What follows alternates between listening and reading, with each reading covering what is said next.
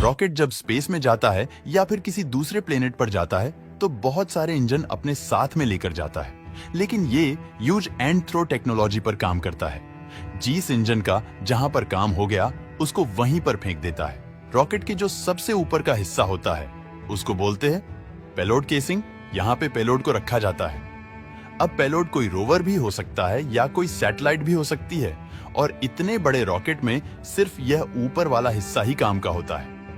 बाकी बचा हुआ रॉकेट तो इसको स्पेस में या किसी दूसरे प्लेनेट पर पहुंचाने के लिए काम में लिया जाता है। इस पेलोड के नीचे क्रायोजेनिक इंजन होता है।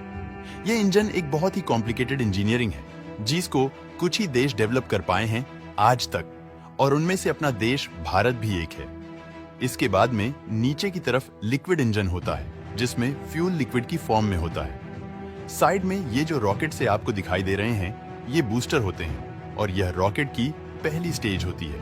जब रॉकेट अपनी जर्नी स्टार्ट करता है तो सबसे पहले यही अपना काम शुरू करते हैं, और ये बहुत ज्यादा पावरफुल भी होते हैं। इन बूस्टर के अंदर फ्यूल सॉलिड फॉर्म में होता है, और इनका काम करने का तरीका वही होता है जो हम किसी फंक्शन में हमारे घरों में पटाखे वाले रॉकेट काम में लेते हैं। ठीक वैसा ही तो चलो इन सब चीजों को एक एक करके समझते हैं कि कैसे एक रॉकेट एक प्लेनेट से दूसरे प्लेनेट पर जाता है, और यह जो इतने सारे इंजन हैं ये कैसे काम करते हैं, क्या इनकी टेक्नोलॉजी है, क्या इनका यूज है। तो सबसे पहले फर्स्ट स्टेज आता है सॉलिड प्रोपेलेंट सिस्टम, जिसमें ये बूस्टर आते हैं। सॉलिड स्टेट का मतलब है इसके अंदर फ्यूल एक सॉलिड फॉर्म में होता है। जो रॉकेट होता है वह ऑक्सीजन और फ्यूल दोनों अपने साथ में लेकर चलता है, क्योंकि फ्यूल ऑक्सीजन के बिना जल नहीं सकता है, क्योंकि स्पेस में ऑक्सीजन नहीं होती है। जो फ्यूल और ऑक्सीजन का जो मिक्सचर है उसको बोलते हैं प्रोपेलेंट। इसलिए इस इंजन का नाम है सॉलिड प्रोपेलेंट सिस्टम। इस बूस्टर के अंदर ऑक्सीजन और फ्यूल का एक मिक्सचर तैयार किया जाता है। यहाँ पर ऑक्सीडाइजर के रूप में नाइट्रेट या फिर परक्लोरेट या फिर लिक्विड ऑक्सीजन को काम में लिया जाता है, और फ्यूल में यहाँ पर प्लास्टिक या रेसिन मटेरियल या फिर एल्यूमिनियम पाउडर को काम में लिया जाता है। इन दोनों को किसी खास टेम्परेचर पर मिक्स करके एक सॉलिड में कन्वर्ट कर दिया जाता है, और फिर इन रॉकेट के बूस्टर के अंदर सेट कर दिया जाता है। जब रॉकेट लिफ्टिंग स्टार्ट करता है तो बूस्टर के अंदर इग्निटर की हेल्प से इस फ्यूल को इग्निट किया जाता है, और जैसे ही ये फ्यूल जलना शुरू करता है तो हाई प्रेशर और टेम्परेचर प्रोवाइड करता है, जिससे बूस्टर के नीचे की साइड में एक नोजल लगा रहता है जिसको कन्वर्जिंग एंड डाइवर्जिंग नोजल बोलते हैं। ये नोजल सबसे पहले जो भी गैस इस बूस्टर के अंदर जल रही है उसको कन्वर्ज करता है, और फिर प्रेशर के साथ में बाहर की तरफ फेंकता है। डाइवर्ट करके अब इन बूस्टर की पावर से रॉकेट सीधा ऊपर उठता है। अब रॉकेट एकदम सीधा सीधा वर्टिकली नहीं जाता है, क्योंकि वर्टिकली डायरेक्शन में रॉकेट चलता गया तो एक तो बहुत ज्यादा फ्यूल की खपत होगी पृथ्वी की ग्रेविटी की वजह से, और जब भी इस रॉकेट का फ्यूल खत्म हो जाएगा तो अर्थ की ग्रेविटी इसको वापस नीचे की तरफ पुल कर लेगी और यह रॉकेट नीचे गिर जाएगा।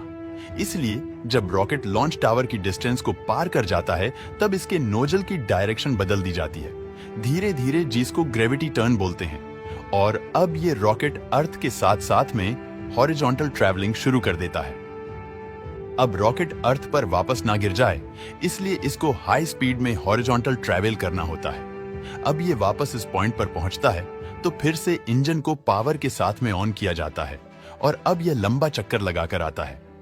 जिस पॉइंट से रॉकेट अर्थ के सबसे करीब होता है उसको बोलते हैं पेरिजी। जब यह अर्थ के सबसे दूर वाले पॉइंट पर पहुंचता है तो इसको बोलते हैं अपोजी। तो जब रॉकेट अपोजी पे पहुंचता है तो अर्थ की ग्रेविटी की वजह से इसकी यहाँ पर स्पीड स्लो डाउन हो जाती है, और ग्रेविटी इसको वापस इधर से सीधा ही अपनी तरफ पुल करने लग जाती है, तो यहाँ पर सर्कुलर ऑर्बिट इलेक्ट्रिकल ऑर्बिट में बदल जाता है। तो इस तरीके से पेरिजी पॉइंट पर रॉकेट के इंजन को एक्सेलरेट करके अपोजी की दूरी को बढ़ाया जा सकता है, यानी इसकी ऑर्बिट को और ज्यादा बड़ा किया जा सकता है। अब मान लो यहाँ पर मून की पोजीशन है, तो जब इसको मून पर जाना होगा तो यह इसी तरीके से चक्कर लगाते लगाते पृथ्वी की ग्रेविटी को छोड़कर मून की ग्रेविटी में आ जाएगा, और मून इसको पकड़ लेगा।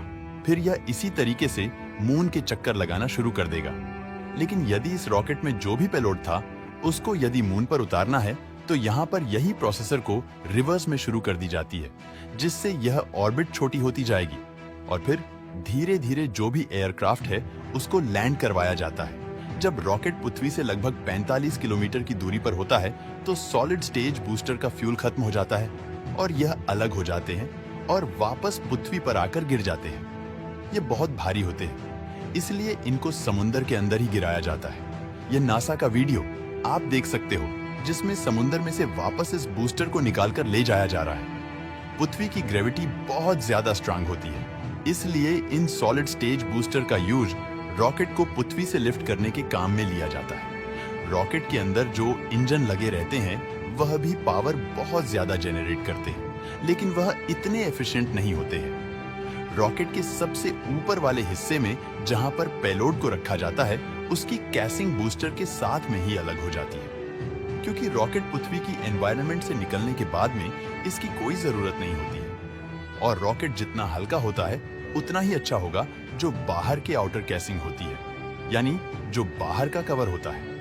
रॉकेट के उसको बहुत ही स्ट्रांग एल्यूमिनियम लिथियम मेटल से बनाया जाता है और इसके ऊपर थर्मल कोटिंग भी की जाती है, क्योंकि रॉकेट जी स्पीड से आगे बढ़ता है। तो फ्रिक्शन की वजह से रॉकेट के आउटर लेयर का टेम्परेचर 1600 डिग्री सेल्सियस तक बढ़ जाता है। इसलिए इसके अंदर जो भी इक्विपमेंट है उनको प्रोटेक्ट इस आउटर कैजिंग से ही किया जाता है। जब बूस्टर का फ्यूल खत्म होने वाला होता है तो उसके 20 सेकंड पहले स्टेज का लिक्विड प्रोपेलेंट सिस्टम को ऑन किया जाता है। सेकंड स्टेज इंजन में फ्यूल और ऑक्सीजन लिक्विड की फॉर्म में होते हैं। इस इंजन के थ्रस्ट को कंट्रोल किया जाता है। ये इंजन बहुत ज्यादा कॉम्प्लेक्स होते हैं और एफिशिएंट भी कम होते हैं, लेकिन इनके फ्यूल को कंट्रोल किया जा सकता है। एक टैंक के अंदर फ्यूल भरा रहता है और एक के अंदर ऑक्सीजन। जब इन इंजन को ऑन किया जाता है तो टर्बो पंप की हेल्प से फ्यूल और ऑक्सीजन को कंबशन चैम्बर के अंदर भेजा जाता है। कंबशन चैम्बर के अंदर फ्यूल जलता है और टर्बो पंप फ्यूल को पंप करते हैं और ये टरबाइन से चलते हैं, इसीलिए इनको टर्बो पंप कहा जाता है। तो जब यह फ्यूल जलना शुरू करता है तो बहुत ज्यादा प्रेशर और टेम्परेचर से यहाँ पर भी गैस रिलीज होती है और यहाँ पर भी सेम कन्वर्जेंट और डाइवर्जेंट नोजल लगा रहता है, जो हीट एनर्जी को काइनेटिक एनर्जी में कन्वर्ट कर देता है, जिससे रॉकेट को ऊपर की तरफ थ्रस्ट मिलता है और ये रॉकेट स्पेस में जाने के लिए तैयार हो जाता है।